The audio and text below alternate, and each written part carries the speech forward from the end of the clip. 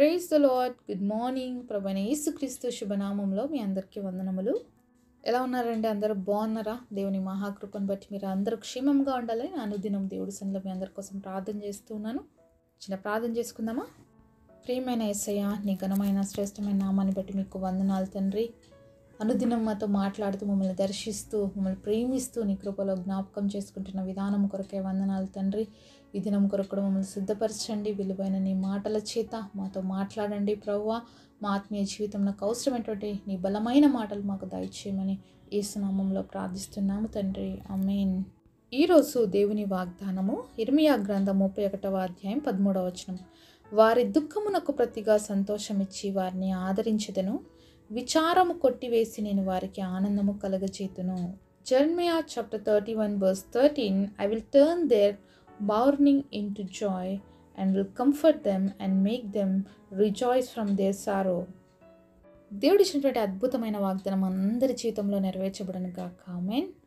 ఎంతమంది హృదయాల్లో ఈరోజు దుఃఖం ఉందండి? ఎంతమంది హృదయాల్లో ఈరోజు విచారం ఉన్నాయి? లేని వాళ్ళు ఎవరైనా ఉన్నారంటే ఎవ్వరు లేరండి. ప్రతి హృదయంలో ఈరోజు దుఃఖం ఉంది, విచారం ఉంది. ఈరోజు మీ దుఃఖమునకు ప్రతిగా దేవుడు సంతోషం ఇస్తానంటున్నాడు, అంతేకాకుండా ఆదరిస్తానంటున్నాడు. విచారం అంతటిని కొట్టేసి ఏమిస్తాడంట? దేవుడు ఆనందం ఇస్తాడంట. ఎంత అద్భుతమైన మాట కదండి. దేవుడు మాట ఇస్తే తప్పకుండా దాన్ని మన జీవితంలో నెరవేరుస్తాడు. కాబట్టి ఈరోజు ఏం దుఃఖంతో బాధపడుతున్నారండి? ఏ దుఃఖం ఉంది? ఏ సమస్య ఉంది మీ జీవితంలో? ఏ విషయాన్ని బట్టి మీరు ఆదరణ లేక, నెమ్మది లేక, సంతోషం లేక అనేక దినాలుగా పోరాటం చేస్తున్నారో ఈరోజు ఆ పరిస్థితిని వేసే దగ్గర తీసుకురాగలుగుతారా మీరు? ఏ పరిస్థితినైనా మార్చడానికి దేవుడికి శక్తి ఉందండి. అది అనారోగ్య పరిస్థితి కావచ్చు, అది ఆర్థిక సంబంధమైన ఇబ్బంది కావచ్చు, నీ పర్సనల్ లైఫ్లో ఉండే సమస్యలు కావచ్చు, లేకపోతే ఇంకా ఏ రీజన్స్ బట్టి నువ్వు అలసిపోయిన స్థితిలో ఉన్నావో, ఆత్మీయంగా దుఃఖముగా ఉన్నావో, మరి విచారము చేత నింపబడిన స్థితిలో ఉన్నావో, మరి ఇవన్నిటిని కూడా దేవుడి దగ్గరికి తీసుకొస్తే దేవుడు ఏం చేస్తానంటున్నాడు? వీటన్నిటిని మార్చేసి నీకు ఒక బెస్ట్ ఇవన్నీ కూడా తిరిగి రిటర్న్లో ఇస్తానంటున్నాడు. అదేంటంటే సంతోషం ఇస్తాడంట, ఆదరణ ఇస్తాడంట, ఆనందం. ఈరోజు ఎంతమంది ఈ సంతోషాన్ని, దేవుడిచ్చే ఆదరణని, ఆనందాన్ని కావాలని కోరుకుంటున్నారండి? నిజంగా మీకు కావాలా? మీకు కావాలి అంటే మీరు ఎవరి దగ్గరికి రావాలి? యేసయ్య దగ్గరికి రావాలి. మరి భూలోకంలో యేసయ్య ఉన్నప్పుడు అనేక మంది అనేక పరిస్థితులను యేసయ్య దగ్గరికి తీసుకొచ్చారండి. వాళ్ళు ఏ పరిస్థితుల్లో వచ్చారో ఆ పరిస్థితుల్లో వాళ్ళు తిరిగి వెళ్ళలేదండి. వాళ్ళు అద్భుతాన్ని రిసీవ్ చేసుకొని దేవుడి దగ్గర నుంచి వెళ్ళారు. కాబట్టి ఈరోజు నీ జీవితంలో కూడా ఏ పరిస్థితి అయితే ఉందో నువ్వు దాన్ని యేసయ్య దగ్గరకు తీసుకురాగలిగితే నీ పరిస్థితిని కూడా ఆ విధంగానే మార్చి అద్భుతం చేస్తాడు. సరే, మనం లూకా సువార్త 7వ అధ్యాయము 14-15 వచనాలు చూద్దాము. ఆయన చిన్నవాడ లెమ్మన్ నీతో చెప్పుచున్నాననగా ఆ చనిపోయిన వాడు లేచి కూర్చుండి మాట్లాడసాగాను. ఆయన అతని తల్లికి అప్పగించాను. ఈ సందర్భం ఏంటంటే, ఈ అద్భుతం ఎక్కడ జరిగిందంటే నాయూను అనే ఒక ఊరిలో జరిగిందండి. ఒక తల్లి, ఒక విధవరాలైన తల్లి తన కుమారుడు చనిపోయి ఉంటాడు, తనని పాతి పెట్టడానికి పాడ మీద మోసుకొని వస్తున్నప్పుడు మరి యేసయ్యకి ఆ తల్లిని చూసినప్పుడు కనికరం కలిగింది. ఒకసారి ఇదే అధ్యాయంలో 13వ వచనం చూస్తే, ప్రభువు ఆమెను చూచి ఆమె ఎందుకు కనికరపడి ఏడవద్దని ఆమెతో చెప్పి దగ్గరికి వచ్చి పాడెను ముట్టగా మోయుచున్న వారు నిలిచేరి. ఆ తల్లి అంతగా కుమారుడు కోసం ఏడుస్తుంటే యేసయ్యకి చాలా బాధేసింది. యేసయ్యకి ఆమె పైన కనికరం కలిగిందనమాట. ఎందుకంటే ఆల్రెడీ తనకి భర్త లేడు, ఇప్పుడు తన కుమారుడు చనిపోతే ఆమె పరిస్థితి ఏంటి? మరి అంత బాధతో, వేదనతో ఆమె ఎంత రోధిస్తుందో మరి దేవుడు చూశాడు. ఆమెను చూసి వెంటనే యేసయ్యనే అక్కడికి వచ్చి మరి ఆ యొక్క పాడిని ముట్టినప్పుడు మనం చదివాం కదా, చిన్నవాడు లెమ్మని చెప్తేనే వెంటనే లేచి కూర్చున్నాడు. ఏదో నిద్రపోతున్న వ్యక్తితో నువ్వు లేచి కూర్చో అంటే లేచి కూర్చున్నట్టుగా చనిపోయిన వ్యక్తి లేచి కూర్చున్నాడు.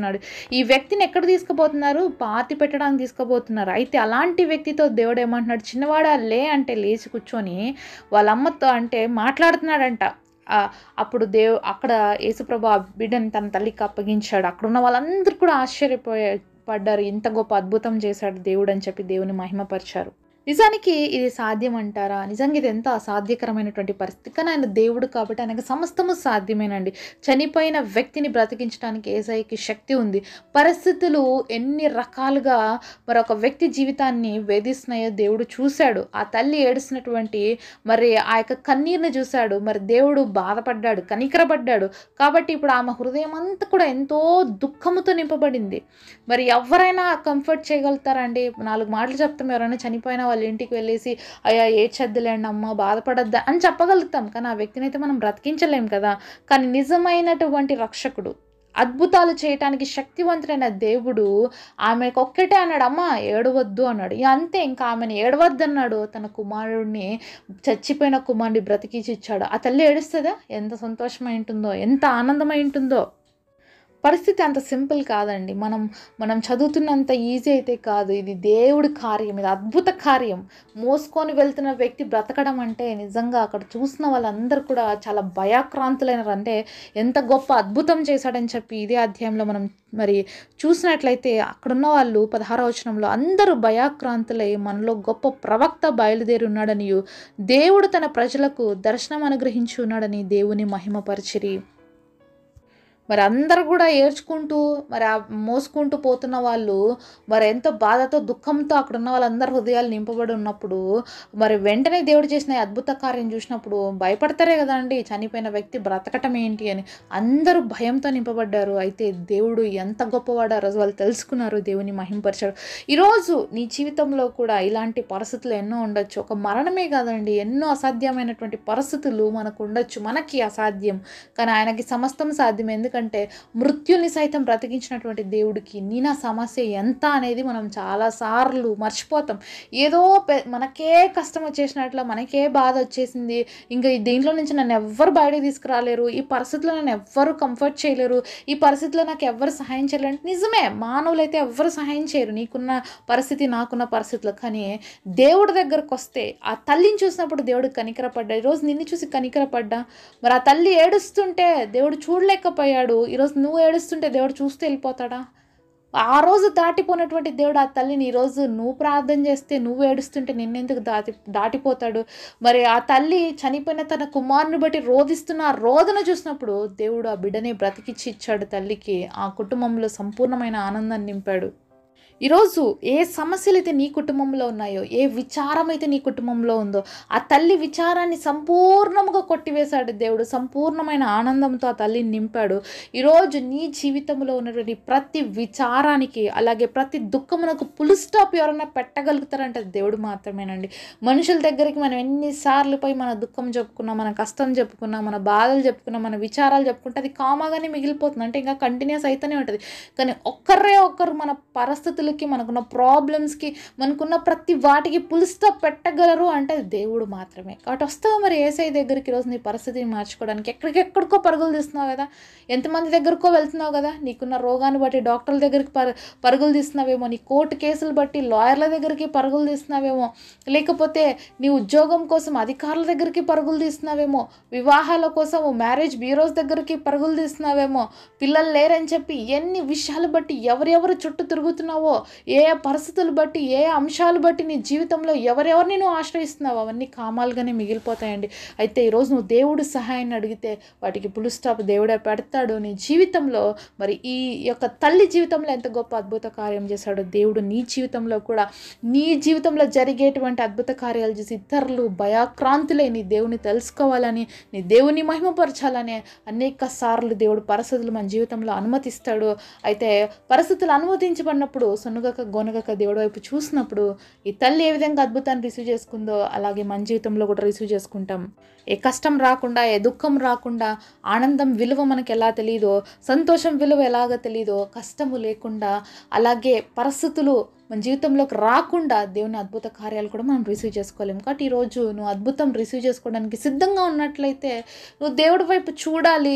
అసాధ్యకరమైన పరిస్థితి అయినా కూడా ఆయన పైన ఆధారపడడం నేర్చుకోవాలి. ఎందుకంటే అసాధ్యాన్ని సాధ్యంగా చేసేవాడే దేవుడు అండి. సాధ్యమయ్యే పనులు ఎవరైనా చేస్తారు, మానవులు కూడా చేస్తున్నారు కదా. కాబట్టి అది కాదు దేవుడికి మన జీవితంలో చేయాల్సిన. అసాధ్యం, ఇది జరగదు అన్నప్పుడే దేవుడు చేస్తాడు. కాబట్టి నీకు నాకు శూన్యంగా కనిపించవచ్చు, కానీ ఆ శూన్యంనే దేవుడు సృష్టిగా మార్చాడు అన్న విషయాన్ని మర్చిపోకుండా దేవుడి వైపు చూద్దాము. దేవుడు చేసేటువంటి అద్భుత కార్యాలు రిసీవ్ చేసుకుందాం. దేవుని నామాన్ని మహింపరుద్దాం. అట్టి కృప దేవుడు మనందరికీ దయచేయునుగాక. పరిశుద్ధుడైన తండ్రి, మీరు మాతో మాట్లాడిన ప్రతి మాట కొరకు వందనాలయ్యా. ఉదయకాల సమయంలో ఎవరైతే దుఃఖముతో, విచారంతో నింపబడి ఉన్నారో తండ్రి, ఆనందంలో, సంతోషముతో నన్ను నింపే దేవుడు అని మాతో మాట్లాడినావు. తండ్రి ఆ తల్లిని జ్ఞాపకం చేసుకొని మరణించిన కుమారుణ్ణి సజీవంగా అప్పగించిన దేవుడు ఈరోజు ఎవరు అసాధ్యకరమైన పరిస్థితిలో ఉన్నారో వాళ్ళ జీవితాల్లో కూడా నీ అద్భుతాలు చేసి మీ నామానికి మహిమ తెచ్చుకొనమని నజరేయుడైన యేసు నామములో ప్రార్థిస్తున్నాము తండ్రి. ఆమేన్.